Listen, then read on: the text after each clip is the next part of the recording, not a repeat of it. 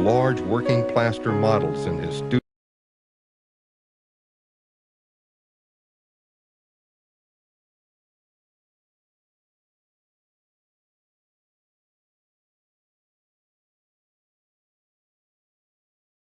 They finished up what they could.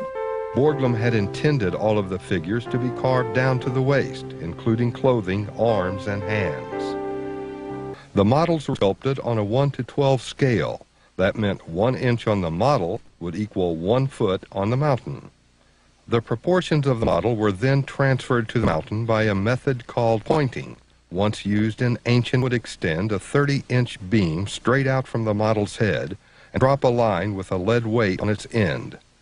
The beam would then be rotated and exact measurements from every angle of the rock. Millions of years of weather had eroded the rock surface.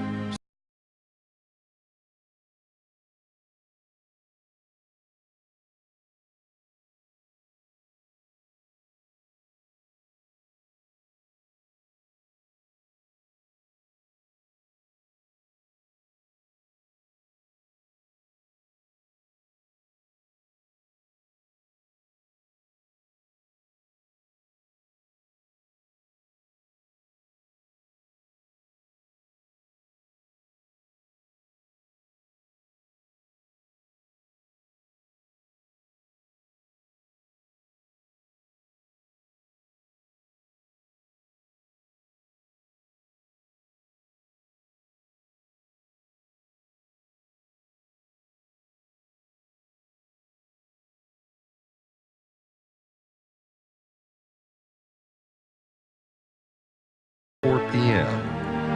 In the early stages of the work, as much as 100 tons of rock could be blasted off at one time. By the end of the project, 400 by paint on the mountain. The men who took the measurements and made these markings were called pointers. And it's a very important. Accomplished by dynamiting. The rest would be done later by hand. Drillers were lowered down the cliff to drill holes with an air-powered jackhammer fitted with steel drill bits. The granite rock was so hard that steel bits got dull very quickly. They had to be removed from the drill and sent to a blacksmith for sharpening. Workers became so skilled at calculating amounts that they could blast to within inches of the finished surface. The actual dynamiting occurred twice each day. At lunchtime, when all the men were on the top of the mountain, and after work at 50,000 tons of dynamited rock lay at the foot of the mountain. Once enough rock was blasted away, the remaining rock was removed with a technique called honeycombing. This was the stage where the details of the sculpture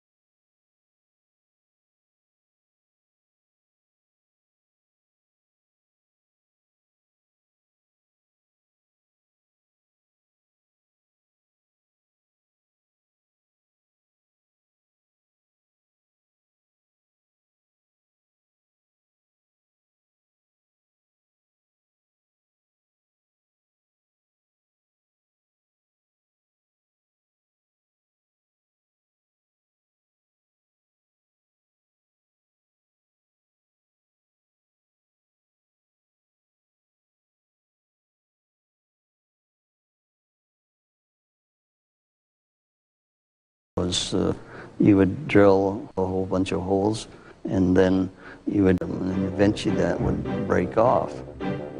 The last part of the process was called bumping.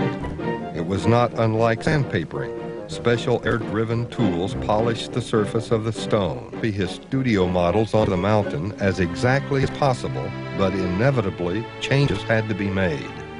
The positioning of the figures as far as the model goes, the position of the mountain itself, and how it started speaking to him. After Washington's face was started for more light, and so it was turned 20 degrees further to the south to receive the maximum sunlight each day. Borglum also had to adjust his designs because of poor. Jefferson's head, for example, was originally placed on Washington's right side. After about 18 months of working on that side of the mountain. Jefferson changed the entire composition of the monument and move him to the other side. Jefferson was now placed on Washington's left side, but the angle of his head still needed some work. It had to be tilted back. There was a crack. There was a crack that went from the head down through the nose. I don't want a nose to fall off in 5,000 years. So what? The Mount Rushmore Memorial took 14 years to be completed, yet only 6.5 years were spent in actual construction. This was partially due to harsh weather conditions. In the winter, temperatures that dropped to 30 degrees below and high winds forced the mountain to shut down on occasion. But most of the work stoppages were due to money problems. After the initial influx of contributions, funds dried up until 1929, when Calvin Coolidge, during his last days in office, came to the rescue. But that same year, the stock market crashed. When Borglum came, he said, well, you know, once I in D.C. From then on, funding came in fits and starts.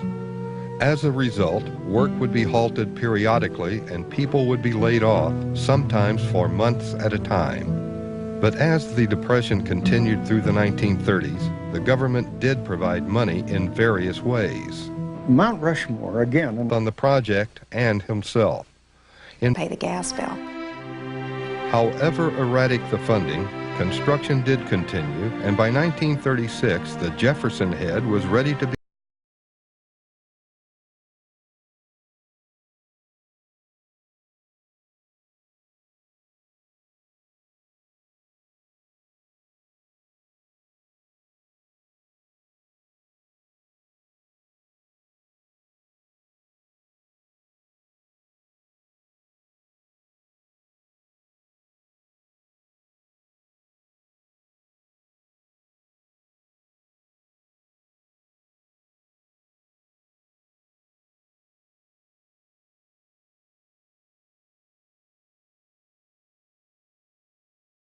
would be proposed.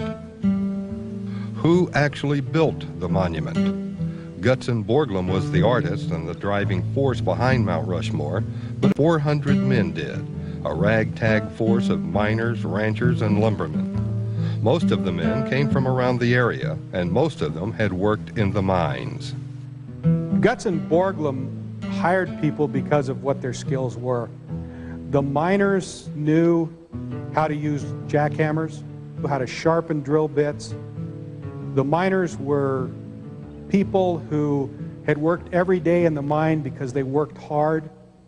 But other people came and went for a few days, a few months, and then they were gone again. So it took over 400 workers to complete Mount Rushmore. at that time.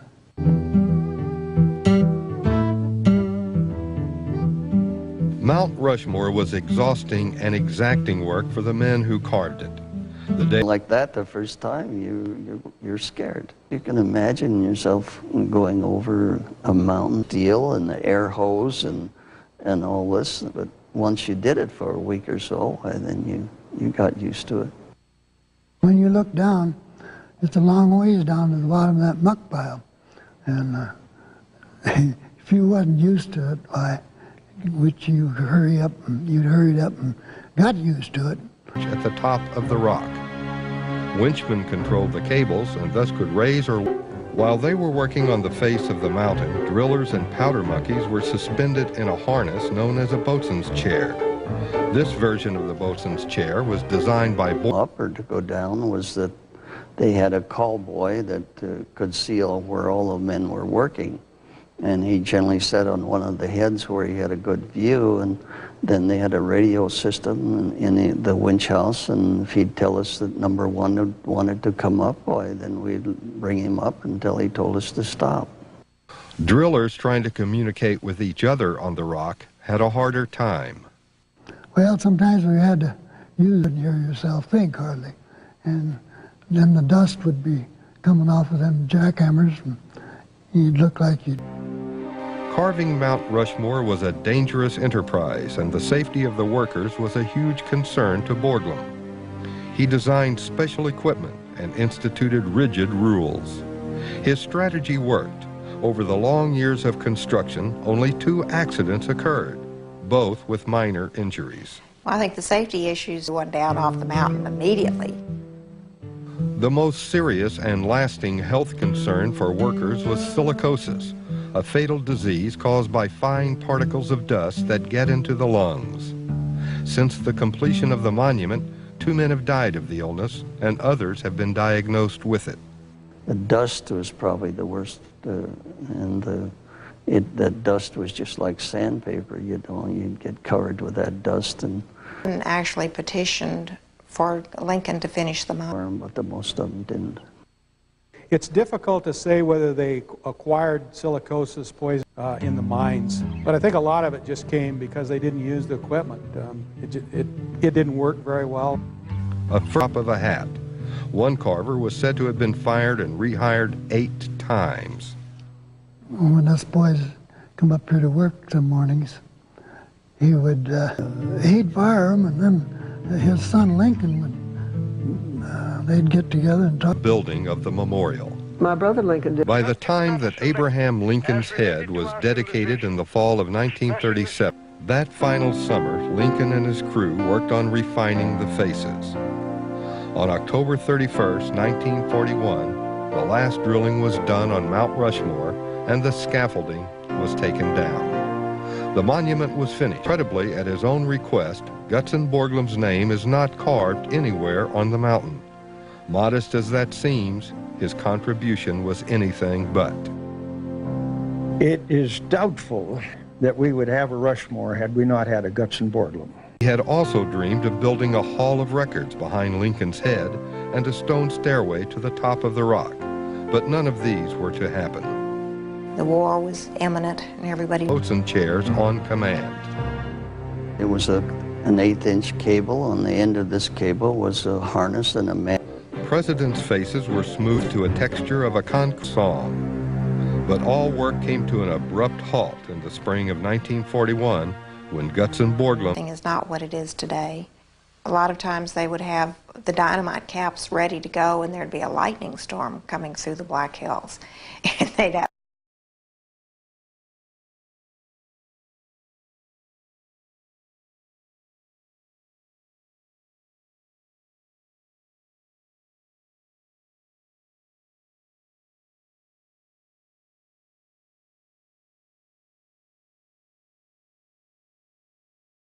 the 5th figure landed in Congress.